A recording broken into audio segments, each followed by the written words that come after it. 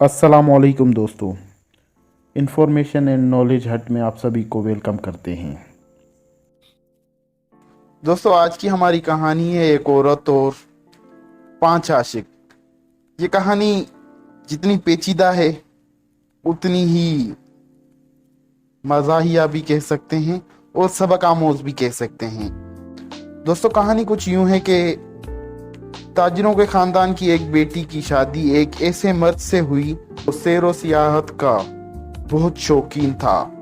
एक मर्तबा वो सफ़र पर रवाना हुआ और तवील अरसा तक उसकी कोई खबर न आई। उसकी बीवी इंतज़ार और एहसास तन्हाई के हाथों ताजिरों के एक नौजवान खूबरू बेटे के मोहब्बत में गिरफ्तार हो गई। दोनों एक दूसरे की मोहब्बत के असीर थे। एक दिन उस नौजवान का किसी आदमी से झगड़ा हो गया। उस आदमी ने पुलिस के पास रिपोर्ट लिखवाई। सरबराह पुलिस ने उस नौजवान को गिरफ्तार करके जेल में डाल दिया। जब यह खबर ताजिर की बीवी यानी उस नौजवान की महबूबा तक पहुंची तो उसने अपनी सबसे कीमती कपड़े जेब तन किए और गुस्से में आग बगोला सरबराह पुलिस की खिदमत में पहुंची। पहले वो आदाब बजा लाई, फिर एक तहरीर शिकायत पेश की। जिस शख्स को कैद में डाला गया है वो मेरा अजीज भाई है, वो बेगुनाह है। उसके खिलाफ झूठी शहादत पेश की गई है और उसे नाजायज तरीके से मुफीद किया गया है। वो मेरा नान नफके का जिम्मेदार है और उसके बगैर मैं लावारिस हूँ। इसलिए मैं ये दरख्वास्त करती हूँ कि उसे जल्दी से जल्दी रिहा किया जाए। जब वो गुजारिश वाली शहर की खिदमत में पेश की गई तो उसने एक नज़र औरत पे डाली। नज़र का क्या डालना था कि वो अपना दिल खो बैठा। वाली शहर ने औरत से कहा, तुम मेरे घर में ठहरो जब तक कि हम इस नौजवान को कैद खाने से मंगवाएं। जब वो आ जाएगा तो हम उसे तुम्हारे हमराह भेज देंगे। उस औरत ने कहा, मेरा खुदा के अलावा कोई निगहबान नहीं है। मैं एक अजनबी औरत हूँ और किसी नामहरम के घर दाखिल नहीं होती। वाली शहर बोला, जब तक मेरे घर नहीं जाओगी मैं इस मर्द को रिहा नहीं कर सकता। तुम्हारा तन्हाई में मिलना बहुत जरूरी है। वो औरत जो वाली का दर पर्दा पैगाम समझ रही थी बोली, अगर ऐसी ही बात है तो आप मेरे घर क्यों तशरीफ नहीं लाते? वहां आप आराम भी कर लेंगे और हम गुफ्तगू के लिए बहुत वक्त निकाल लेंगे। वाली शहर फौरन बोला, तुम्हारा घर कहाँ है? उस औरत ने अपने घर का पता दिया, वक्त का तायीन किया और बड़े बेनियाजी से आगे बढ़ गई। उसके बाद वो काजी शहर के पास पहुंची और कहने लगी, ए काजी, हमारे निगहबान। काजी ने पूछा, क्या बात है? अगर आप मेरे बारे में इंसाफ करेंगे तो खुदा आपको अजर अजीम बख्शेगा। तुम्हारे साथ किसी ने नाइंसाफी की है। औरत बोली, मेरा एक भाई है जो मासूम है। उसे वाली शहर ने सरबराह पुलिस के कहने पर जेल में डाल दिया है। उसके खिलाफ झूठी शहादतें पेश की हैं। मेरी आपसे दरख्वास्त है कि उसे रिहा करने में मेरी मदद करें। जब काजी ने उस औरत के हुस्न को देखा तो बस देखता ही रह गया। उसको अपने जज्बात पर काबू न रहा। बोला, तुम मेरे घर में मेरे मुलाजिमाओं के पास इंतजार करो, मैं वाली शहर को पैगाम भेजकर तुम्हारे भाई को मंगवाता हूँ। तुम्हारी बातों ने मेरा दिल मोह लिया है। वो औरत उस मर्द के दिल का भेद भी जान गई। बोली, अगर आपने कुछ वक्त गुजारना है तो मेरे घर आइए जहां मुलाजिमीन महल नहीं होंगे और हम तखलिये में बात कर सकेंगे। काजी फौरन बोला, तुम्हारा घर कहाँ है? औरत ने उसे अपने घर का पता दिया और उसे भी वही वक्त बताया जो वाली शहर को बता चुकी थी। اس کے بعد وہ وزیر کی خدمت میں پیش ہوئی اور اسے بھی اپنی کتھا سنائی۔ وزیر نے بھی اس کے حسن کو دیکھ کر ملاقات کا بہانہ تلاش کیا۔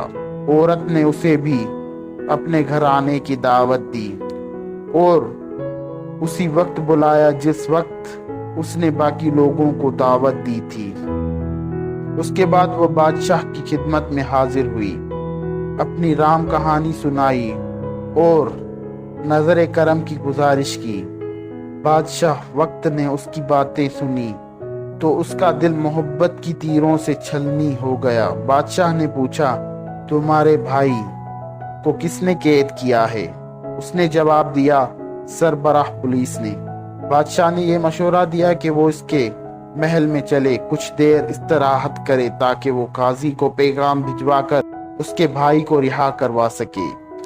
عورت بولی، یہ آپ کی ذرا نوازی ہے کہ مجھے محل میں آنے کی دعوت دی، لیکن یہ مجھ پر اور بھی احسان ہوگا اگر آپ ناچیز کے غریب خانے پر تشریف لائیں۔ مجھے امید ہے کہ آپ میری اس درخواست کو رد نہیں کریں گے۔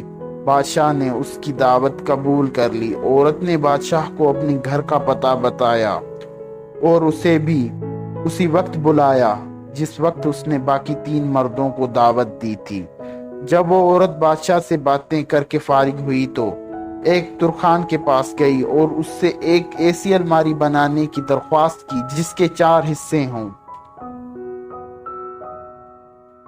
ہر خانہ دوسرے کے اوپر ہو اور علیحدہ سے مقفل ہو سکے۔ پھر اس نے ایسی الماری بنانے کی اجرت پوچھی۔ ترخان بولا، ویسے تو اس کی اجرت 4 دینار ہے، لیکن میں تم سے اتنا متاثر ہوا ہوں، اگر تم مجھ پر مہربان ہو جاؤ تو میں یہ الماری بطور ہدیہ پیش کر دوں گا۔ عورت نے حامی بھر لی اور بولی، لیکن 4 کے بجائے 5 خانے بنانا اور اسے خاص اس دن لانے کو کہا جس دن سب مہمانوں نے آنا تھا۔ ترخان نے اسے رکنے کو کہا اور تھوڑی ہی دیر میں الماری تیار کر دی۔ عورت اسے لے کر گھر چلی گئی اور ترخان کو بھی اسی وقت کی دعوت دے آئی۔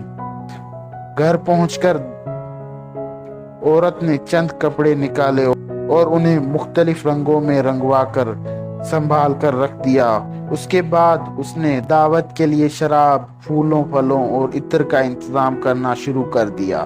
جس دن سب مہمانوں نے آنا تھا، اس عورت نے اپنے قیمتی کپڑے زیب تن کیے، عطر لگایا، گھر میں عمدہ قالین بچھائے اور سب مہمانوں کی آمد کا انتظار کرنے لگی۔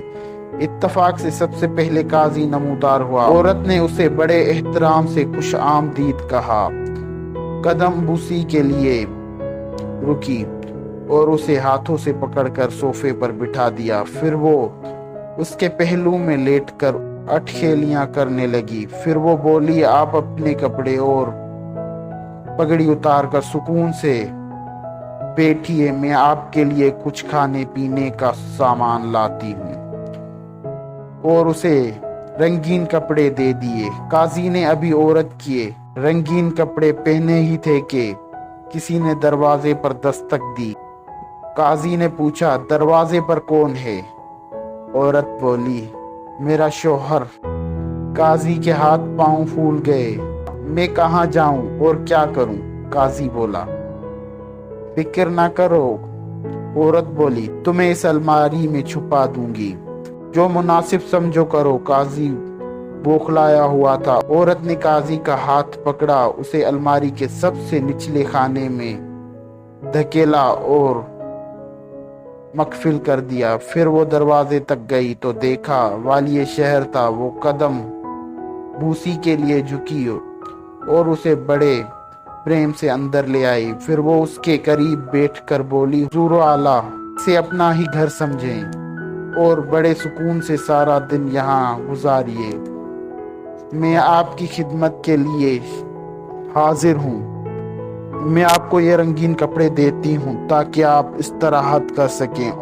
یہ لباس شب خوابی ہے۔ کپڑے تبدیل کرنے کے بعد وہ راز و نیاز میں مصروف ہو گئی جب والی نے قربتوں کی لو بڑھانی چاہی تو عورت بولی اگر آپ میرے بھائی رہائی کے احکام مجھے لکھ دیں تو میرے دل کو سکون ہو اور میں آپ کے صحبت سے زیادہ محفوظ ہو سکوں۔ والی نے قلم اٹھایا اور جیل کے افسر کے نام پیغام لکھا۔ جو ہی یہ پیغام آپ تک پہنچے اس شخص کو رہا کر دیا جائے جس کو یہ لینے آئی ہے۔ عورت نے وہ رکا سنبھال کر رکھ لیا اور اس کے آغوش میں دوبارہ سمٹ آئی۔ والی ابھی اپنی شنگیوں کے بارے میں سوچ ہی رہا تھا کہ کسی نے دروازے پر دستک دی۔ اس نے پوچھا یہ کون ہے؟ عورت بولی میرا شوہر۔ میں کیا کروں؟ اس نے بوکھلا کر پوچھا۔ آپ اس الماری میں چھپ جائیں، میں اس سے نپٹ کر لوٹتی ہوں۔ اس نے والی کو الماری کے دوسرے خانے میں فل کر دیا اور دروازہ کھولنے لگی۔ دروازے پر وزیر تھا۔ اسے وہ پیار سے اندر لائی، اس کی تعریفیں کی، اس کے بھی کپڑے بدلوائے اور ابھی ہم آگوش ہونے ہی والے تھے کہ کسی نے پھر دستک دی۔ وزیر گھبرا گیا۔ اس نے اسے ابھی الماری کے تیسرے خانے میں بند کیا اور دروازہ کھولنے گئی۔ اس دفعہ بادشاہ سلامت تھے۔ وہ بادشاہ کی قدم بوسی کے لیے جھکی اور اس کا ہاتھ پکڑ کر اندر لے آئی۔ اس نے بادشاہ کو خصوصی جگہ پر بٹھایا اور بولنے لگی میری کتنی خوش قسمتی ہے کہ آپ نے میرے گھر کو رونق بخشی۔ آپ سکون سے کچھ وقت گزاریں۔ میں نے ہلکے پھلکے کپڑے بنوائے ہیں، انہیں پہن کر دیکھیے۔ اس نے بادشاہ کے قیمتی کپڑے اتروا کر سادہ رنگین کپڑے پہننے کو دیے۔ وہ عورت ابھی بادشاہ سے گفتگو ہی کر رہی تھی۔ دروازہ کھٹکھٹانے کی آواز آئی۔ بادشاہ نے پوچھا یہ کون ہے؟ عورت بولی میرا شوہر۔ بادشاہ غصے میں آ گیا۔ اس سے کہو اپنی مرضی سے چلا جائے ورنہ طاقت سے واپس بھیج دیا جائے گا۔ عورت بولی فکر کی بات نہیں، میں اسے پیار سے واپس بھیج دوں گی، آپ ذرا مصلحت سے کام لیں۔ نے پوچھا کیا مطلب؟ اس نے بادشاہ کا ہاتھ پکڑا، اسے چوتھے خانے میں بند کیا اور واپس آنے کا وعدہ کر کے دروازے کی طرف چل دی۔ دروازہ کھولا تو وہاں پر ترخان تھا۔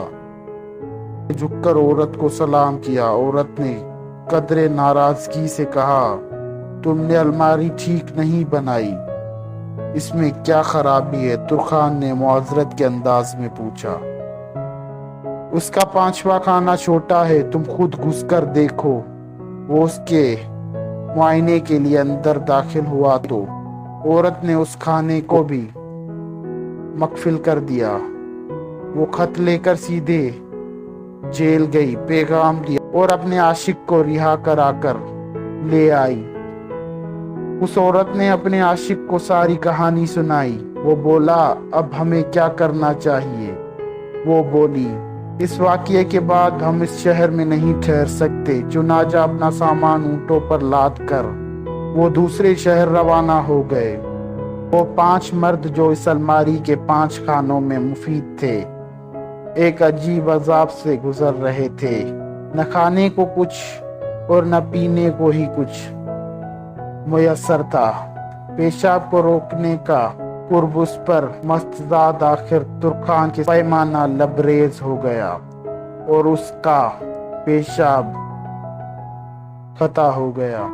اس کے بعد سلسلہ جاری ہوا۔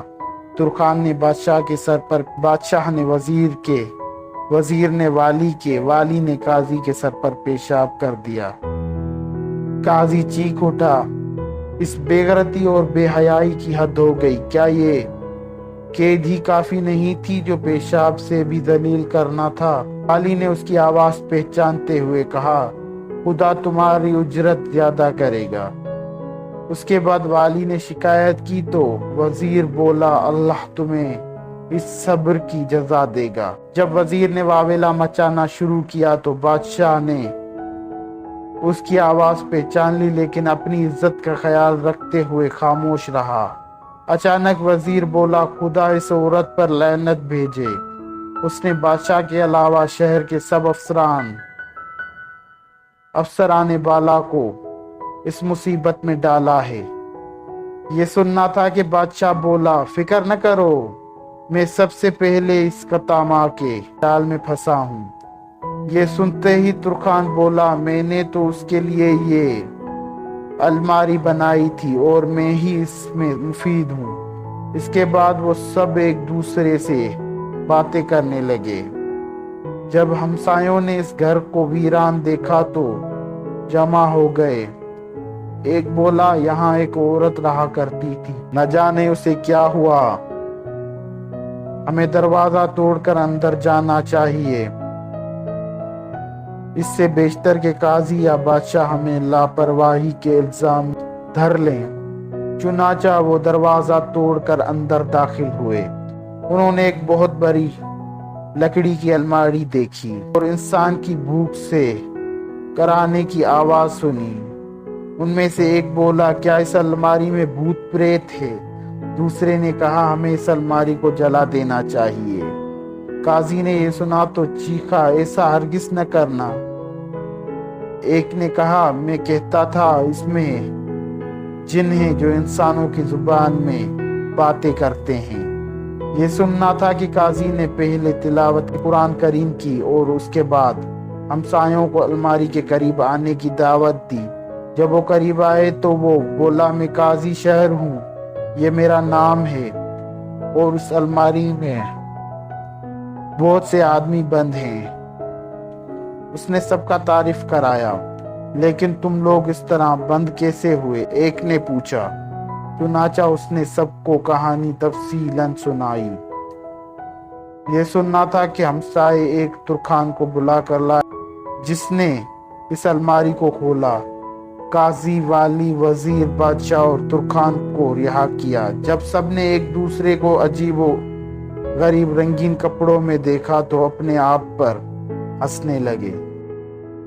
امید کرتا ہوں آج کی یہ انٹرسٹنگ کہانی آپ لوگوں کو پسند آئی ہوگی۔ انشاءاللہ ملاقات ہوتی ہے نیکسٹ ویڈیو کے ساتھ، تب تک کے لیے اللہ نگہبان۔